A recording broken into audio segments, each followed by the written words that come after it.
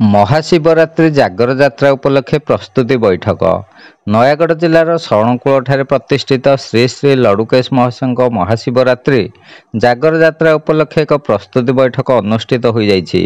ଉକ୍ତ ବୈଠକରେ ଦେବୋତ୍ତର ଅଧିକାରୀ ତଥା ଉପଜିଲ୍ଲାପାଳ କର୍ଣ୍ଣଦେବ ସମାଦାରଙ୍କ ଅଧ୍ୟକ୍ଷତାରେ ଆୟୋଜିତ ପ୍ରସ୍ତୁତି ବୈଠକରେ ତହସିଲଦାର ଡକ୍ଟର ମାନସ ରଞ୍ଜନ ଭୋଇ, ଦେବୋତ୍ତର ମ୍ୟାନେଜର ତାପସ କୁମାର ପଟ୍ଟନାୟକ, ମନ୍ଦିର ପରିଚାଳକ ସୁବାସ ଚନ୍ଦ୍ର ବରାଡ଼, ଜିତେନ୍ଦ୍ର କୁମାର ମିଶ୍ର, ଶରଣକୂଳ ଥାନା ଭାରପ୍ରାପ୍ତ ଅଧିକାରୀ ଜ୍ୟୋତି ପ୍ରସାଦ ସ୍ୱାଇଁ, ସରପଞ୍ଚ ମୀନାକ୍ଷୀ ପ୍ରସାଦ ସାହୁ, ଜିଲ୍ଲା ପରିଷଦ ସଦସ୍ୟା ଚିନ୍ମୟୀ ଦାସ ଓ ବିଶିଷ୍ଟ ସମାଜସେବୀ ବିପିନ ଚନ୍ଦ୍ର ପାଢ଼ୀ ପ୍ରମୁଖ ଉପସ୍ଥିତ ରହି ମନ୍ଦିରର ବିଭିନ୍ନ ଉନ୍ନତି ପାଇଁ କରାଯାଇଥିବା ଯୋଜନା ଉପରେ ଆଲୋକପାତ କରିଥିଲେ।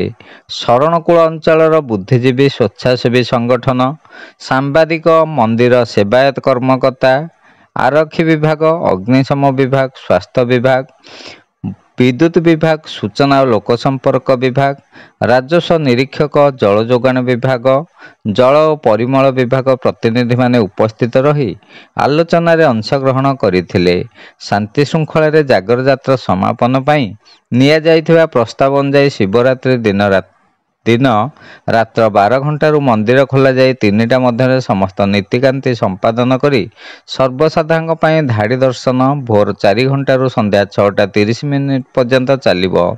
ସାନ୍ଧ୍ୟ ପୂଜା ନିତ୍ୟ ସନ୍ଧ୍ୟା 6:30ରୁ ଆରମ୍ଭ ହୋଇ ରାତ୍ର 7:30 ପର୍ଯ୍ୟନ୍ତ ଚାଲିବ।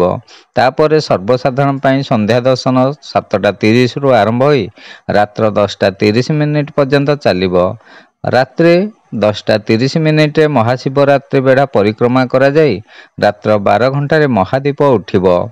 ସୁବିଧାରେ ଯାତ୍ରୀ ଦର୍ଶନ ପାଇଁ ମନ୍ଦିର ପରିଚାଳକ ଓ ଆରକ୍ଷୀ ବାହିନୀକୁ ଦାୟିତ୍ୱ ଦିଆଯାଇଛି।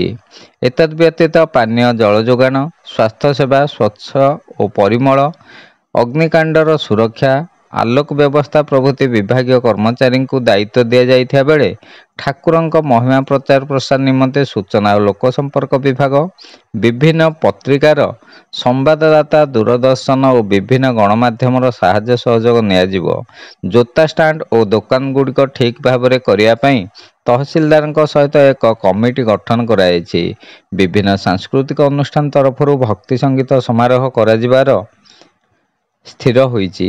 ଶରଣକୂଳ ଜାଗରଯାତ୍ରା ପାଇଁ ଲକ୍ଷାଧିକ ଶ୍ରଦ୍ଧାଳୁ ଆସୁଥିବାରୁ ସମସ୍ତ କାର୍ଯ୍ୟ କିପରି ଶାନ୍ତି ଶୃଙ୍ଖଳାରେ ସମାପନ ହେବ, ସେଥିପାଇଁ ସମସ୍ତଙ୍କ ସହଯୋଗ କାମନା କରାଯାଇଥିଲା।